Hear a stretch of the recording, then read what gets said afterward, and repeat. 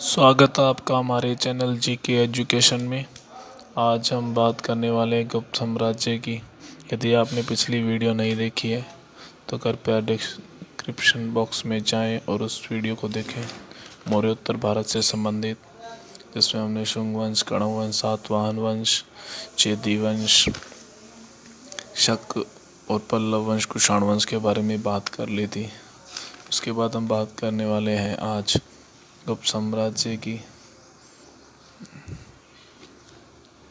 तो आइए शुरुआत करते हैं गुप्त साम्राज्य से। हम गुप्त साम्राज्य किस प्रकार से बना, तो गुप्त साम्राज्य की जो स्थापना है वो 319 से 524 ईस्वी में हुई। भारतीय इतिहास का स्वर्ण युग कहा जाता है गुप्त साम्राज्य को भारतीय का स्वर्ण युग कहा जाता है। और गुप्त वंश के जो संस्थापक है वो श्री गुप्त थे, जिन्होंने 275 ईस्वी में इसकी स्थापना की थी। तो गुप्त वंश के संस्थापक कौन थे? श्री गुप्त, जिन्होंने 275 ईस्वी में इसकी स्थापना की। इसके जो स्रोत मिलते हैं वो कहाँ से, जैसे लेख, कौन से लेख मिले हैं? प्रयाग प्रशस्ति में और ऐरण अभिलेख में, दोनों में इनका मिला है। और यात्री जो बात करें तो यान और वेनशांग इस काल में यहाँ आए थे। पहले बात करें श्री गुप्त की, जो गुप्त वंश के संस्थापक कहे जाते हैं। प्रयाग प्रशस्ति में इनकी जानकारी मिलती है। अगले हैं घटोत्कच। घटोत्कच है जो श्री गुप्त का उत्तराधिकारी था और गुप्त शासक है ये सर्वप्रथम जिन्होंने महाराज की उपाधि धारण की थी। तो महाराज की उपाधि धारण करने वाले घटोत्कच थे। अगला है चंद्रगुप्त प्रथम, जो 319 से 335 ईस्वी तक थे।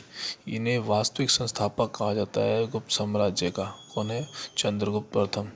इन्होंने गुप्त साम्राज्य चलाया था 319 ईस्वी में, जब इन्होंने राज्यारोहण किया था। महाराजाधिराज की उपाधि धारण की थी इन्होंने, जबकि पहले हमने बात की थी घटोत्कच, जिन्होंने महाराज की उपाधि धारण की थी। इनका विवाह जो लिच्छवी राजकुमारी कुमार देवी से हुआ और इन्होंने चलाया था गुप्त संवत। इसी प्रकार जो शक संवत है वो किसने चलाया? कनिष्क ने 78 ईस्वी पूर्व में, जबकि विक्रम संवत की स्थापना विक्रमादित्य ने 58 ईसा पूर्व में इसकी स्थापना की थी।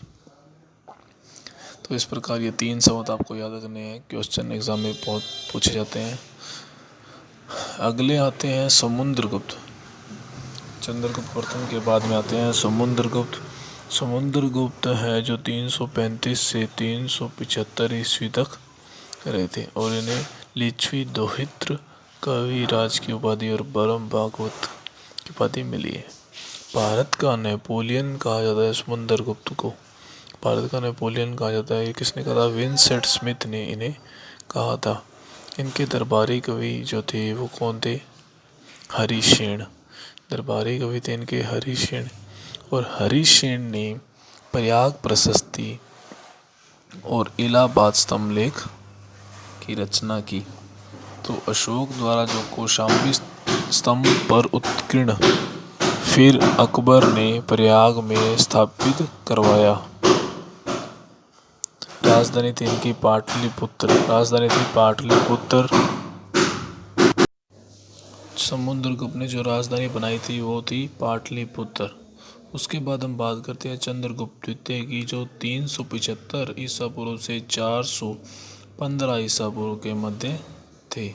तो चंद्रगुप्त द्वितीय थे, इन्होंने शकों को पराजित किया था और इन्हें विक्रमादित्य भी कहा जाता है। यह गुप्त शासक थे जिसने चांदी के सिक्के चलवाए थे और इन्हीं के चांदी के सिक्के चलाने वाले यह गुप्त शासक थे। और 9 दरबारी रत्न थे इनके दरबार में, जिनमें प्रमुख थे कालिदास, धन्वंतरी, वराहमिहिर, बेताल भट्ट और अमर सिंह आदि। और इन्हीं के काल में जो चीनी यात्री फाहियान थे वो भारत आए थे और उनकी माता का जो नाम था वो दत्त देवी था। माता का नाम क्या? दत्त देवी।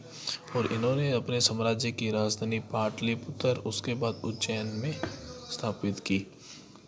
बात करते हैं मेहरौली का लोहा स्तंभ। मेहरौली का जो लोहा स्तंभ है वो दिल्ली कुतुब मीनार के पास है और यह एकमात्र ऐसा स्तंभ है जिस पर आज तक जंग नहीं लगा है। लोहे का स्तंभ है लेकिन इस पे जंग नहीं लगा है। उसके बाद हम बात करने वाले हैं कुमारगुप्त की, जो चंद्रगुप्त द्वितीय के बाद में शासक बनते हैं, जिन्हें महेंद्र द्वितीय, अश्वमेध, महेंद्र और शका द्वितीय भी कहा जाता है। नालंदा विश्वविद्यालय के निर्माण काल इन्हीं के समय हुआ। हुणों का प्रथम बार जब आक्रमण हुआ था वो कुमारगुप्त के काल में हुआ। इन्होंने सर्वप्रथम मुद्राओं पर जो गरुड़ के स्थान पर मयूर को अंकित करवाने आरंभ किया था। यानी कि मुद्राओं पर गरुड़ के स्थान पर मयूर का अंकन किसने करवाया सर्वप्रथम? वो तो कुमारगुप्त ने। और गुप्त शासकों ने सर्वाधिक अभिलेख इन्हीं के काल में मिलते हैं और इनके समय पुष्यमित्रों का आक्रमण हुआ जिसकी जानकारी में भीतरी अभिलेख जो स्कंदगुप्त का है उससे मिलती है।